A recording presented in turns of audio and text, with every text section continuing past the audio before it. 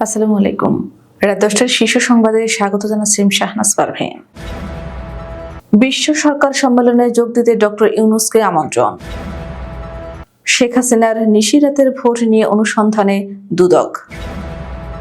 BGB BSF বৈঠক, সীমান্তের 150 গজের মধ্যে কৃষক ছাড়া অন্য কারো না ঢোকার সিদ্ধান্ত। এনটিআরসি এর মাধ্যমে একসঙ্গে হবে নিয়োগ এমপিও ভুক্তি শিক্ষা উপদেষ্টা।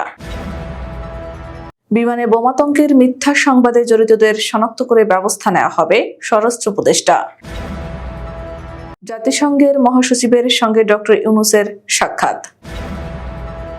শেখ হাসিনার বিদ্বেষমূলক বার্তা প্রচার করলে আইনি ব্যবস্থা, চিফ প্রসিকিউটর। বইমেলা সিসি ক্যামেরায় সার্বক্ষণিক পর্যবেক্ষণ, উড়বে ড্রোন, ডিএমপি কমিশনার। ঔষধ রেস্তোরাঁ মোবাইল সেবায় বাড়ানো ভ্যাট প্রত্যাহার। পিছিয়ে গেল আইএমএফ এর চতুর্থ কিস্তির ঋণ। নাফিজ শরাফতের দুবাইয়ের সম্পদ জব্দের আদেশ। অত্যাচারে অতিষ্ঠ হয়ে ছেলের বিরুদ্ধে থানায় মামলা বৃদ্ধার।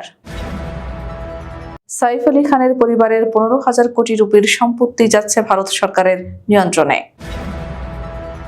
শুনছিলেন শিরোনাম, এবার বিস্তারিত। আগামী ফেব্রুয়ারিতে আরব আমিরাতে অনুষ্ঠিতব্য বিশ্ব সরকার সম্মেলনে যোগ দিতে প্রধান উপদেষ্টা প্রফেসর ডক্টর মোহাম্মদ ইউনূসকে আমন্ত্রণ জানিয়েছেন দুবাই কালচারাল অ্যান্ড আর্টস অথরিটির চেয়ারপারসন শেখ লতিফা বিনতে মোহাম্মদ বিন রশিদ আল মাকতুম। বাংলাদেশ সময় বুধবার সুইজারল্যান্ডের দাভোসে বিশ্ব অর্থনৈতিক সম্মেলনের সাইডলাইনে ডক্টর ইউনূসের সঙ্গে দ্বিপাক্ষিক বৈঠকে এ আমন্ত্রণ জানান তিনি। প্রধান উপদেষ্টার প্রেস উইং জানায়, চলতি বছরের 11 থেকে 13 ফেব্রুয়ারি সামিটটি অনুষ্ঠিত হওয়ার কথা রয়েছে। বৈঠকে লতিফা প্রধান উপদেষ্টার সঙ্গে ছাত্র আন্দোলন থেকে সরকারের স্থান পাওয়া 3 উপদেষ্টাকেও আমন্ত্রণ জানান, যাতে তারা বর্ণনা করতে পারেন কিভাবে জুলাই গণ অভ্যুত্থানে তাদের নেতৃত্বে শেখ হাসিনা সরকারের পতন হয়েছে। 2018 সালে একাদশ সংসদ নির্বাচনে ক্ষমতার অপব্যবহার করে দিনের ভোট রাতে করার অভিযোগ নিয়ে অনুসন্ধানের সিদ্ধান্ত নিয়েছে দুর্নীতি দমন কমিশন। একই সঙ্গে অনুসন্ধান টিম গঠন করা হয়েছে। বুধবার কমিশনের এই সিদ্ধান্তের কথা সাংবাদিকদের জানান দুদকের মহাপরিচালক মোহাম্মদ আক্তার হোসেন। 2018 সালের 30 ডিসেম্বর ওই নির্বাচনে জিতে টানা তৃতীয় মেয়াদে সরকার গঠন করে শেখ হাসিনার দল আওয়ামী লীগ। নির্বাচনের 300 আসনের মধ্যে আওয়ামী লীগ একাই পায় 257টি আসন। দুদকের মহাপরিচালক মোহাম্মদ আক্তার হোসেন বলেন, মূলত নির্বাচন কার্যক্রম পরিচালনার সঙ্গে সম্পৃক্ত ব্যক্তিদের বিরুদ্ধে অনুসন্ধান করা হবে। সীমান্তে শান্তি বজায় রাখতে বর্ডার গার্ড বাংলাদেশ, বিজিবি ও ভারতের সীমান্তরক্ষী বাহিনী বিএসএফ এর সেক্টর কমান্ডার পর্যায়ে বৈঠক হয়েছে। সেখানে রাজশাহী ও মালদা সেক্টরে বাংলাদেশ ভারত সীমান্তের 150 গজের মধ্যে কৃষক ছাড়া অন্য কোনো ব্যক্তির না যাওয়ার সিদ্ধান্ত হয়েছে। বুধবার সোনা মসজিদ বিওপির সম্মেলন কক্ষে সেক্টর কমান্ডার পর্যায়ে বৈঠকে বসে দুই পক্ষ। বৈঠকে বিজিবির প্রতিনিধিদের নেতৃত্ব দেন রাজশাহীর sector commander colonel Mohammad Imran Ibne A Rouf এবং বিএসএফ এর পক্ষে ছিলেন মালদা সেক্টরের ডিআইজি অরুণ কুমার গৌতম। বেসরকারি শিক্ষকদের এমপিও ভুক্তিতে আর্থিক লেনদেনের অনেক অভিযোগ আসছে। আগে শিক্ষা ভবনে এমপিও ভুক্তি দেওয়া হলেও এখন তা মাউশির 9টি অঞ্চলে দেওয়া হচ্ছে। এমপিও ভুক্তিতে দুর্নীতি ও অর্থ লেনদেন এড়াতে প্রয়োজনে এনটিআরসি এর মাধ্যমে নিয়োগ ও এমপিও ভুক্তি একসঙ্গে সম্পন্ন করা হবে বলে জানিয়েছেন শিক্ষা উপদেষ্টা অধ্যাপক ডক্টর ওয়াহিদ উদ্দিন মাহমুদ। বুধবার পরিকল্পনা কমিশনের শিক্ষা বিটের সাংবাদিকদের সংগঠন এডুকেশন রিপোর্টার্স অ্যাসোসিয়েশন বাংলাদেশের নেতৃবৃন্দদের সঙ্গে এক মতবিনিময় সভায় তিনি একথা বলেন। শিক্ষা উপদেষ্টা আরো বলেন, শিক্ষা প্রশাসনকে আগে অন্তত দুর্নীতি কমাতে হবে এবং সুস্থির অবস্থায় আনতে হবে, কারণ এখানে সব বদলি হচ্ছে। তারপর বিভিন্ন জায়গায় বিভিন্ন কম্পোনেন্টে বহু কিছু মেরামত করতে হবে। বিমানে বোমাতঙ্কের মিথ্যা সংবাদে জড়িতদের শনাক্ত করে ব্যবস্থা নেওয়া হবে বলে জানিয়েছেন স্বরাষ্ট্র উপদেষ্টা লেফটেন্যান্ট জেনারেল অবসরপ্রাপ্ত মোহাম্মদ জাহাঙ্গীর আলম চৌধুরী। বুধবার তিনি একথা জানান। এর আগে হযরত শাহজালাল আন্তর্জাতিক বিমানবন্দরের নির্বাহী পরিচালক গ্রুপ ক্যাপ্টেন কামরুল ইসলাম গণমাধ্যমকে জানিয়েছেন, বোমা আতঙ্কে বিমানবন্দরে অবতরণ করা বাংলাদেশ বিমানের ফ্লাইটটিতে বোমার সদৃশ কোনো ধরনের বস্তু পাওয়া যায়নি। বিমানবন্দরের এই কর্মকর্তা জানান, অবতরণের পর পুরো বিমানে তল্লাশি করেও কোনো ধরনের বোমা বা বোমা সদৃশ্য বস্তু পাওয়া যায়নি। যাত্রীদের সব ব্যাগেজও পরীক্ষা করা হয়েছে, কোথাও কোনো ধরনের বিস্ফোরক দ্রব্য পাওয়া যায়নি। সুইজারল্যান্ডের দাভোসে ওয়ার্ল্ড ইকোনমিক ফোরামের সম্মেলনের ফাঁকে জাতিসংঘের মহাসচিব অ্যান্তোনিও গুতেরেসের সঙ্গে সাক্ষাৎ করেছেন প্রধান উপদেষ্টা অধ্যাপক ডক্টর মোহাম্মদ ইউনূস। বুধবার প্রধান উপদেষ্টার ফেসবুক পেজ থেকে এ তথ্য জানানো হয়েছে। তবে তাদের মধ্যে কোন কোন বিষয় নিয়ে আলাপ হয়েছে সে বিষয়ে কিছু জানানো হয়নি। প্রধান উপদেষ্টার deputy press secretary Abul Kalam Azad Majumdar জানান, বুধবার জাতিসংঘের মহাসচিব অ্যান্তোনিও গুতেরেসের সঙ্গে সাক্ষাৎ করেছেন প্রধান উপদেষ্টা অধ্যাপক doctor Mohammad Yunus. Chief prosecutor Mohammad Tajul Islam বলেছেন, আন্তর্জাতিক অপরাধ ট্রাইব্যুনালে মানবতা বিরোধী অপরাধ ও গণহত্যার অভিযোগে অভিযুক্ত সাবেক প্রধানমন্ত্রী শেখ হাসিনার হেট স্পিচ বা বিদ্বেষমূলক বক্তব্য প্রচারে নিষেধাজ্ঞা রয়েছে। তাই কেউ তা প্রচার করলে প্রয়োজনে আইনি ব্যবস্থা নেওয়া হবে। বুধবার ট্রাইব্যুনাল প্রাঙ্গণে গণমাধ্যম কর্মীদের উদ্দেশ্যে তিনি বলেন, শেখ হাসিনা বিদেশের মাটিতে বসে নানা ধরনের বক্তব্যের মাধ্যমে এই সরকার ও ট্রাইব্যুনালের বিচার প্রক্রিয়া এবং মামলার সাক্ষীদের ব্যাপারে উস্কানিমূলক বক্তব্য রেখে চলেছেন, যা এই মামলার তদন্তকে প্রভাবিত করতে পারে। এই আচরণের মাধ্যমে তিনি এই বিচার প্রক্রিয়াকে বানচাল করার একটি অপচেষ্টা করছেন বলে আমরা দেখতে পাচ্ছি।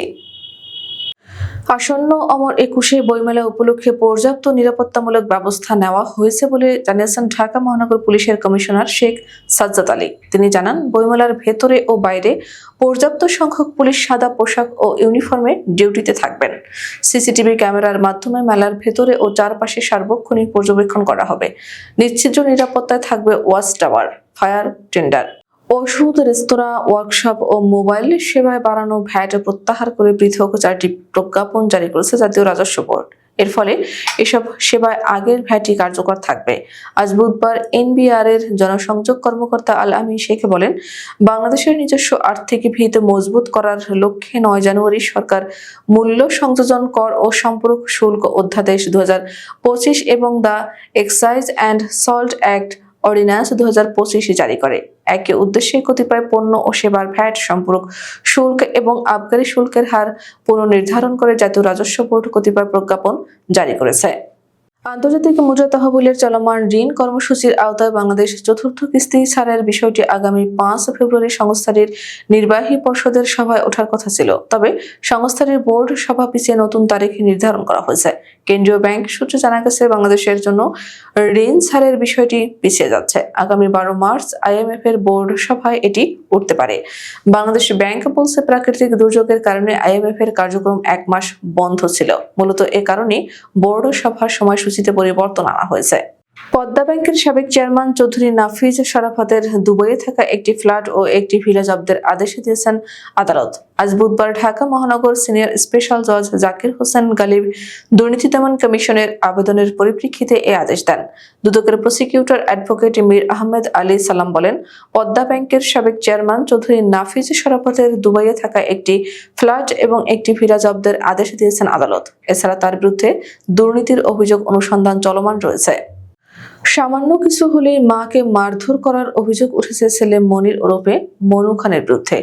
অত্যাচারে অতিষ্ঠ হয়ে অবশেষে ছেলের বিরুদ্ধে থানায় মামলা করেন 80 বছর বয়সী রহিমা বেগম। এ ঘটনা শরীয়তপুর সদর উপজেলার বেড়া চিকন্দি গ্রামের।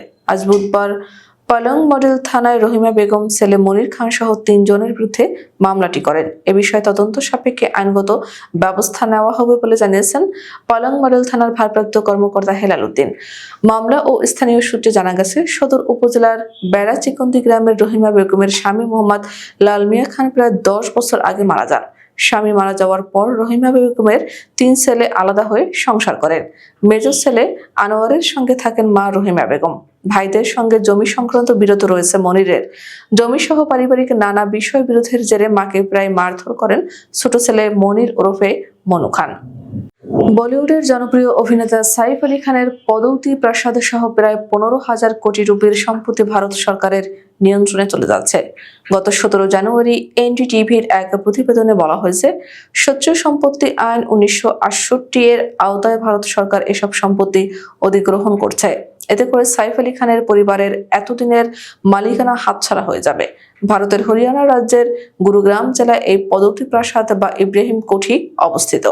আজ বুধবার গালফ নিউজের এক প্রতিবেদনে বলা হয়েছে, যেসব সম্পত্তি কেড়ে নেওয়া হবে তার মধ্যে রয়েছে সাইফ আলী খানের শৈশবের বাসস্থান ফ্লাগ স্টাফ হাউস, নূর উস সাবাহ প্যালেস, দারুস সালাম, হাবিবি বাংলো, আহমেদাবাদ প্যালেস এবং কোহে ফিজা সম্পত্তি সহ বেশ কয়েকটি গুরুত্বপূর্ণ স্থাপনা।